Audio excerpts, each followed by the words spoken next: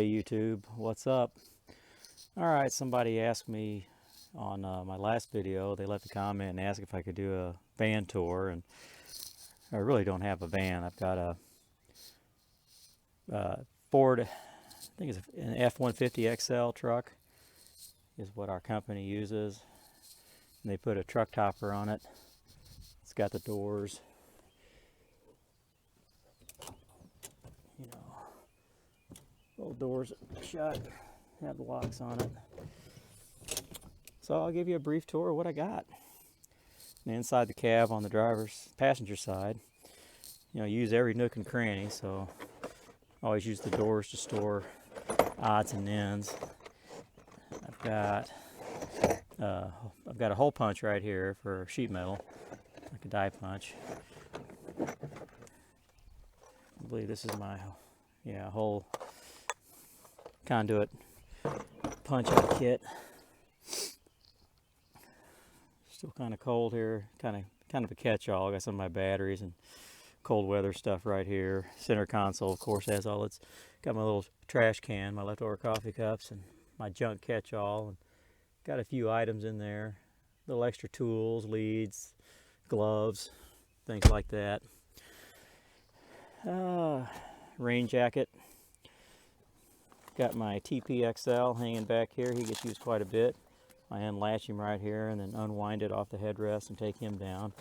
Got a couple of parts bags hanging off with little odds and ends, pressure tubing, static pressure tubing, and like a pass-through socket kit, little small one.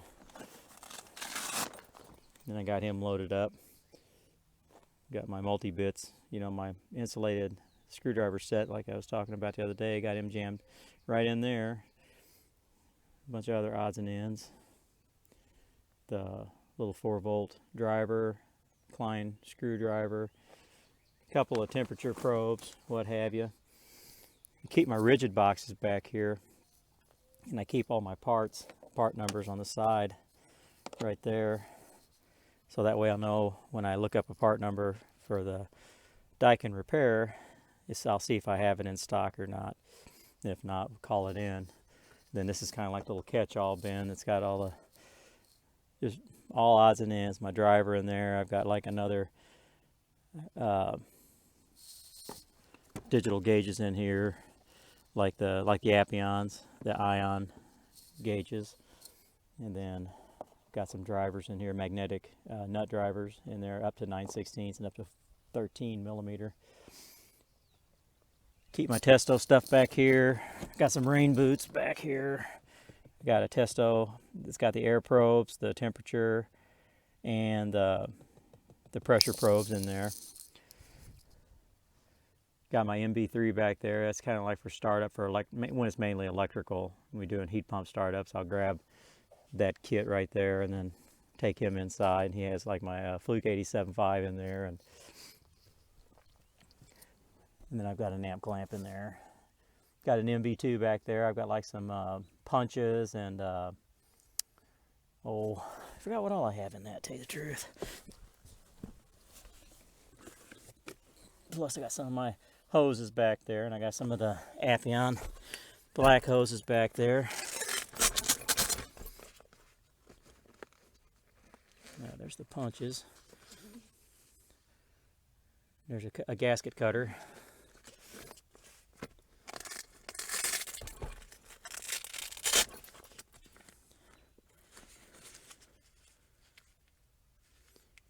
Thread gauge.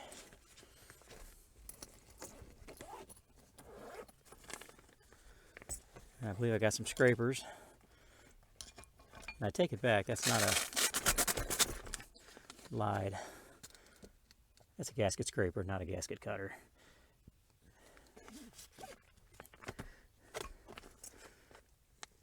I got some other stuff in here too. Long pin punch, kind of use them as a drift pin for lining up holes when you're trying to get bolts back in. But I threw everything like that in here because I just did. This is the Tech Pack MC. I use that for my rooftop bag. I got this guy. Now this is going to be hard to do one-handed. Hold on. So I don't know if I can set this up. Hold up. Oh my goodness.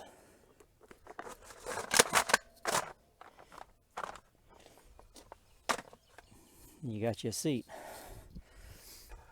Or you can use this to stand up on and get on some stuff, but it goes for like 300 pounds.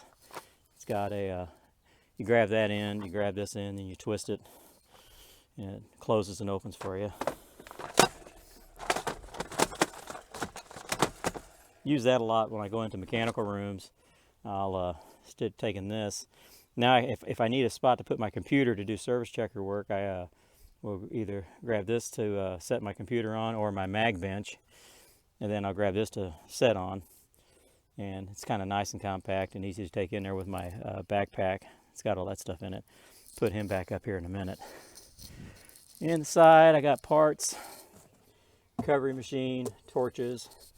I've got the new, because my other one just shot craps. I had a field piece scale that had the cord on it, and this one is the replacement. It's the wireless. But the one that had the cord on it just got fried recently because I was putting refrigerant into a unit, and the static electricity off the hose actually touched the base, and it fried the keypad. It just didn't want to do anything. It was dead. So that's the new one. I kind of like it. Got a manifold back there. Sawzall, the little 12-volt fuel, draft simulator, good for setting up or checking out pressure switches. Dremel tools, the Dremel itself, chuck drill, 12 volt. All my stuff's 12 volt. My Cooper Atkins humidity and temperature set, my reverse bender accessory, my H10, my flare tool, my old school flare and swedge kit, my micron gauge, one of them. I also have a blue vac, pass-through ratchet socket set, some piping, got my manometer back here, Testo 316.3. Behind that I have my iWis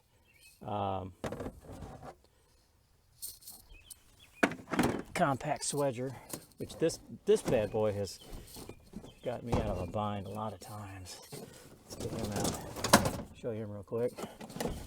This guy's about ready to go in the trash because I got to looking, and I think when I used this, somebody had put leak stop in a machine, and I noticed it's got some gummy residue inside of it. Just never had the heart to throw him away yet.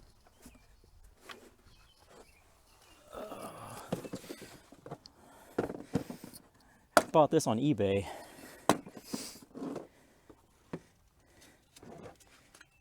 Just like the Hillmore. You got your 5/16, 3/8, ½ inch, 5/8, 3/4, 7/8, inch and 1/8, inch and 3/8, and inch and 5/8. And I've had times where trying to get a piece of pipe in, heat it up, and sometimes the pipes don't line up, and let's say you tap it in when it's hot and it deforms it. Get like one of these guys in there and put it back in there, and then take my smooth jaw Canipex and go around the fitting while it's expanded a little bit. Kind of reshapes it. Or, you know, if I use my bender, my Hillmore bender, and want to have just the two joints on there instead of having couplers or whatever, this little guy, he's paid for himself quite a few times. He's nice. And I think it cost me, I want to say, like $272 for that kit. So I was quite pleased with it.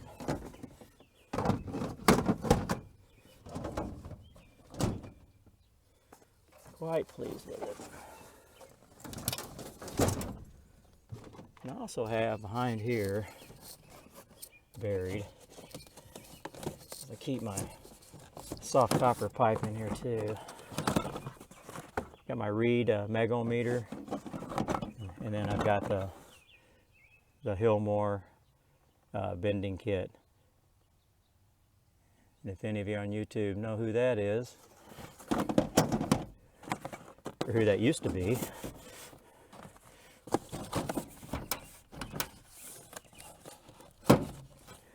You can write that. You can write your answer in the comments below.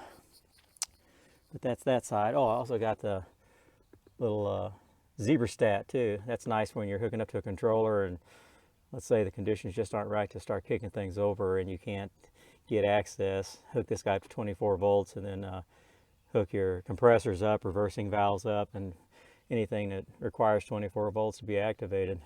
You can control it with this with the push of a button and turn it on and off. It's pretty sweet. But that's this side. In the back, got some gauges back here. I use these for recovery, and I use these for clean gas when we're pumping from one module to another. When we've just done a repair and we've got to do another repair like within a week or so, I'll pump. I've got like a recovery machine only for clean gas, and the other one that you see on the side, it's for like recovering out and not saving the gas.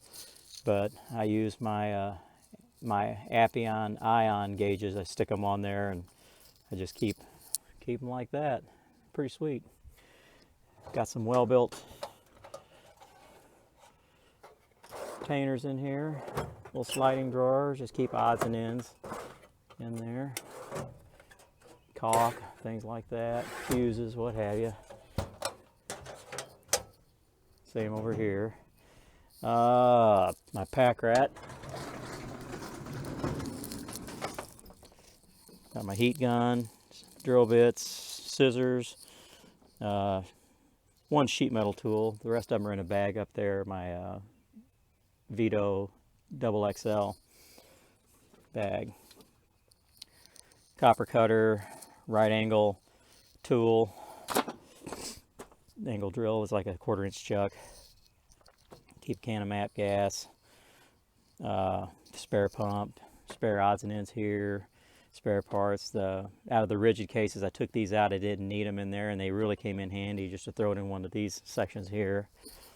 Some copper fittings, rubber gloves, another tool here, my subcooler, pair of calipers, shiv puller, a couple T-handles, another tank of propane, just odds and ends in there.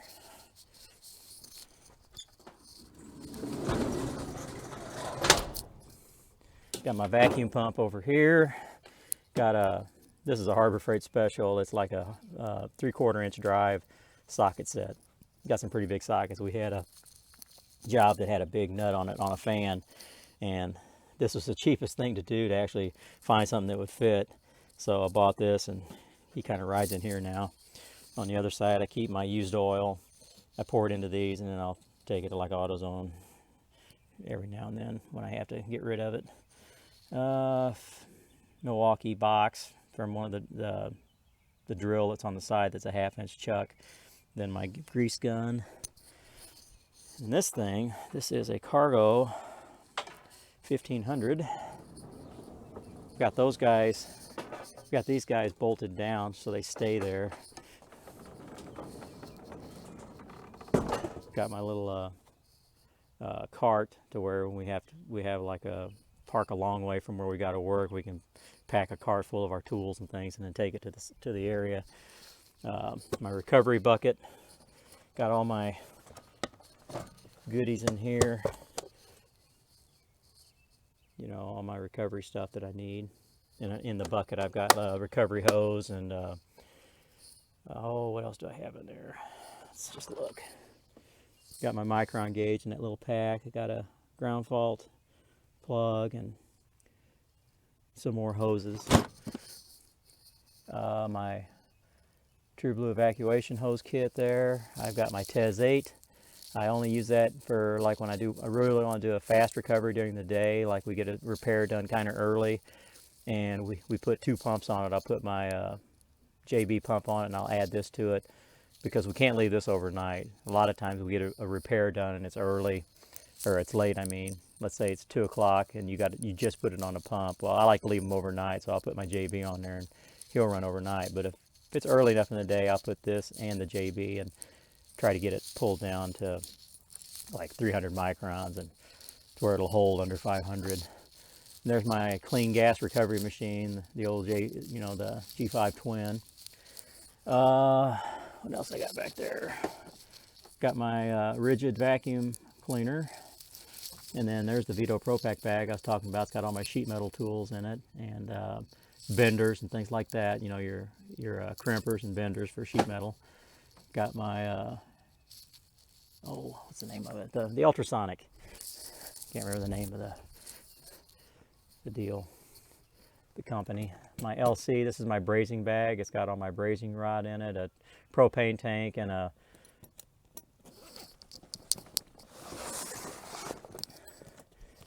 got a lot of my brazing tips and things like that in there. Mirrors, heat blankets.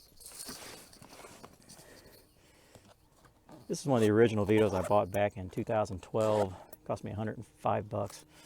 I've got this to sometimes heat a tank up. Let's say you're trying to, it's really cold out and you're just trying to heat a tank up a little bit, or you're trying to heat up a regulator with to get the refrigerant out of the regulator because it's too cold to run water on it. And that's what I'm talking about right there. The AccuTrack ultrasonic. Keep that back there.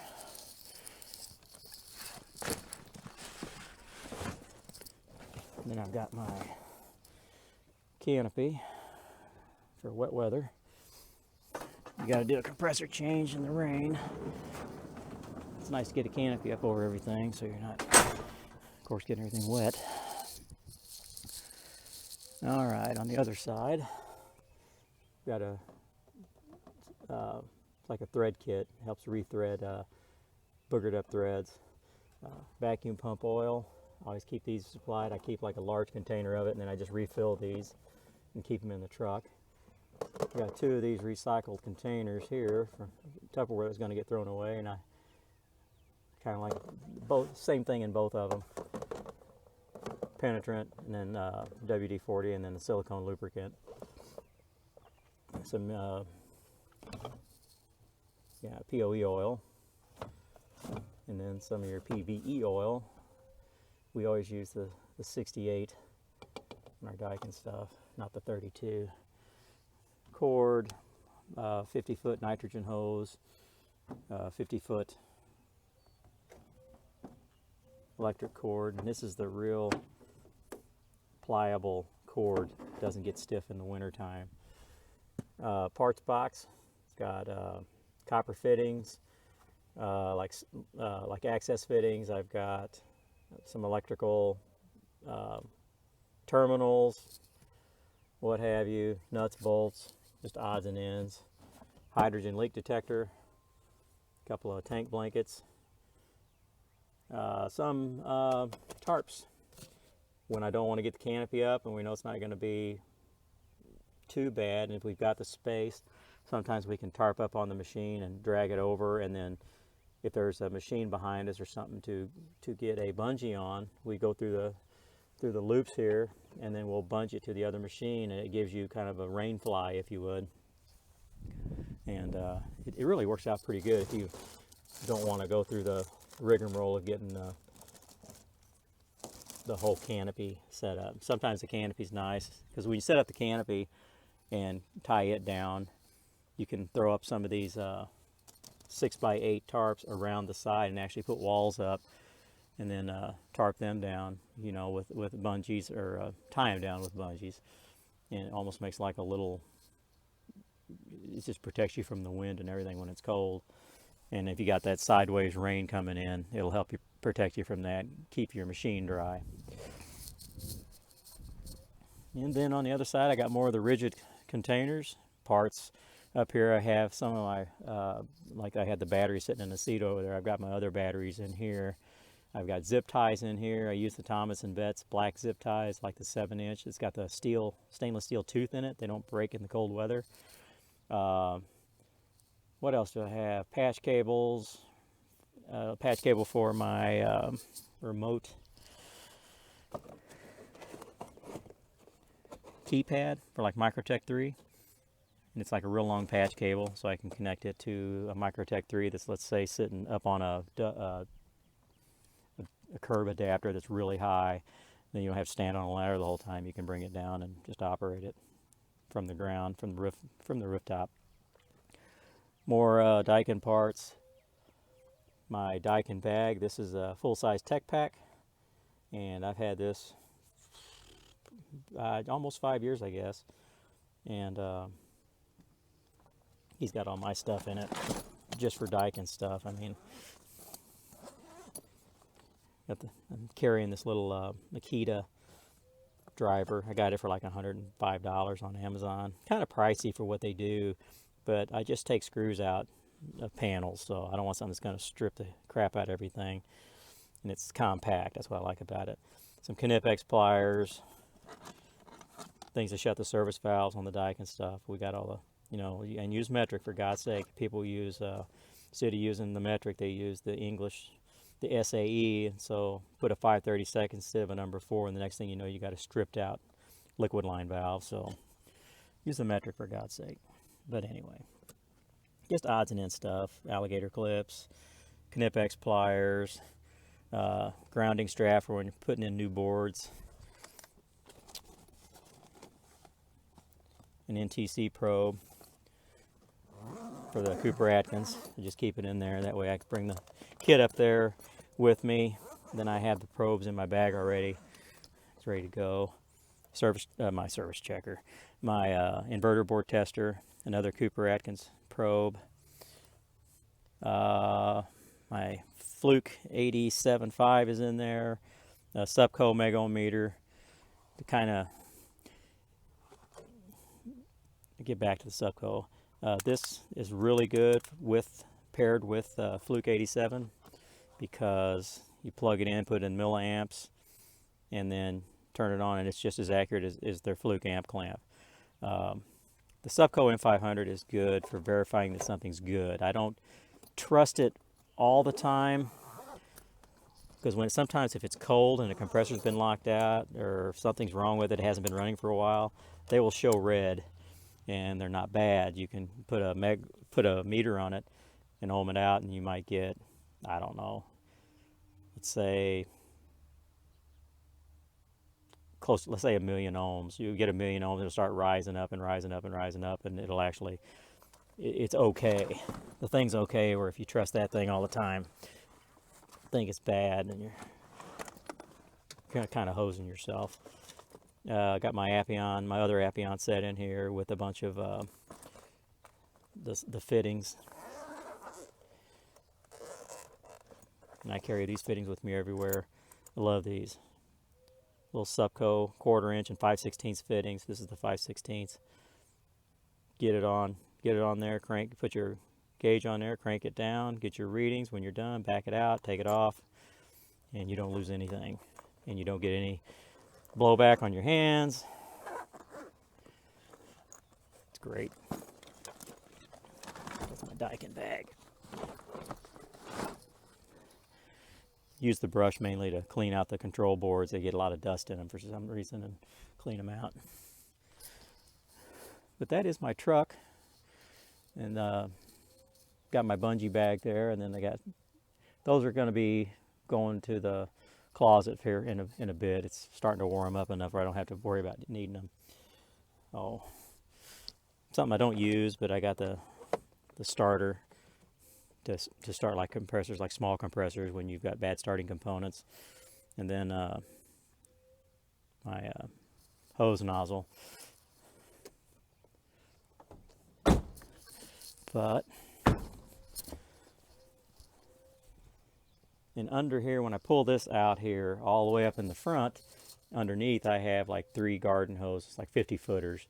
I say garden hoses, but they're the industrial hoses. And I keep them up there out of the way. I don't want them taking up real estate in my bed right here.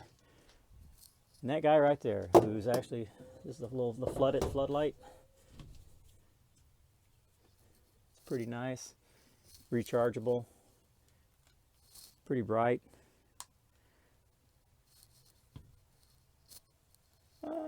See, it's really nice when you're working, even for instance, when you're working on a cloudy, rainy day and you've got the canopy up, put that in on top of the machine and turn it on. It really helps light it up in there. And then I keep my nitrogen and all my other gas and stuff in there. And I try to leave this area open for recovery tanks, and I'll get a compressor, take it out of the box, put it in here and strap it in. And then I'll put recovery tanks in there and the gas, what have you, what I need. That is my truck in a nutshell. A lot of stuff, a lot of parts, but it served me well. It's rides kind of low on the rear end, being an F-150, but it's handled it so far, so I can't complain. Got about 38,000 miles on this one. I had it since September of I want to say 2018, so not too bad. Had it over about a year and a half. So, well, I hope you enjoyed the little truck tour here. Thanks for watching, and stay safe out there. See you next time.